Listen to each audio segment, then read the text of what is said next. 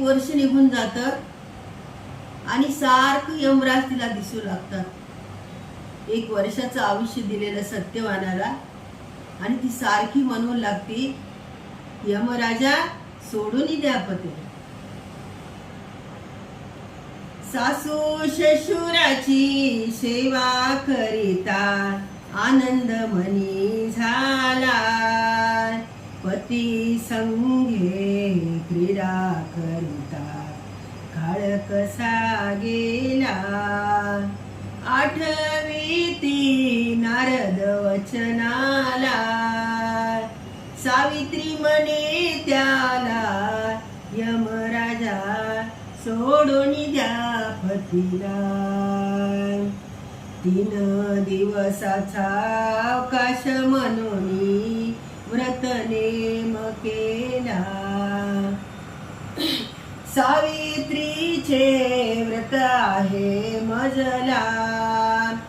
सावित्री म्हणे त्याला, यमराजा सोडून द्या पतीला. 4थ्या दिवशी प्रातःकाळी सत्यवान उठला. फल पुष्प आणण्यासाठी वनात चालला. सासूबाई आज्ञा द्या मजला. सावित्री म्हणे त्याला, यमराजा सोडून द्या पतीला.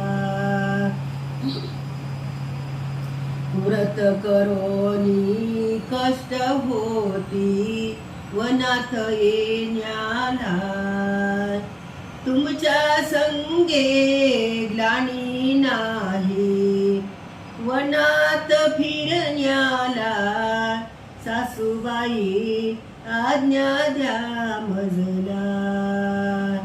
सासू शशुराची आज्ञा घेऊनी वनामध्ये जाती.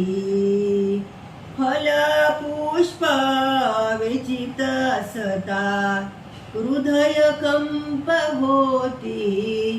धैर्याने पती संगे फिरती. वटवृक्षावरी काष्ट तोडिता मस्तकी वेद झाला. खाली उतरुनी पती अंकावरी दीर्घ निद्रा केला. म्हैसावरी बसूनी धर्म आला. सावित्री म्हणे त्याला, यमराजा सोडून द्या पतीला. सावित्रीने वंदन करोनी यमा प्रश्न केला. दूत येती म्हणून ऐकले स्वतः काला. यमराजा सोडून द्या पतीला. तुझ्या पतीला नेण्याकरिता शक्ती नाही त्याला. पतिव्रतेमध्ये मुख्य शिरोमणी धाक तुझा त्याला. म्हणून मी नेतो तुझ्या पतीला. सावित्री म्हणे त्याला, यमराजा सोडून द्या पतीला. भूमीवरी मस्तक ठेवणी यमा मागे जाती.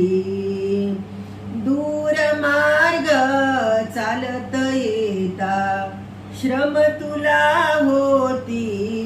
आश्रमात परतून जा म्हणती. पती संगे दूर येता ग्लानी नाही मजला. सजनाचा लाभ मला झाला. सोडून जाऊ कशी मी पतीला. सत्यवाना वाचूनी दुसरा वर मागून घ्यावे अंध सत्यवाना वाचूनी दुसरा वर मागून घ्यावे अंध माझे सासू ससुराचे नेत्र राज द्यावे पितयाला शतपुत्रची भावे तीन वर दिधले आता ग्रहाप्रती जावे सत्यवाना वाचूनी दुसरा वर मागून घ्यावे तुझ्या कृपेने पती पासुनी शतपुत्रची भावे हाची वर चौथा मज द्यावे तुझ्या वचनाने मोहित झालो घेऊन जा पतीला अखंडित चुडे दान तुझला सावित्रीचे धैर्य पाहुनी यमचकित झाला अति आनंदे पती देऊनी ग्रहाशी पाठविला तिची वर द्यावे आम्हाला सावित्री म्हणे त्याला यमराजा सोडून द्या पतीला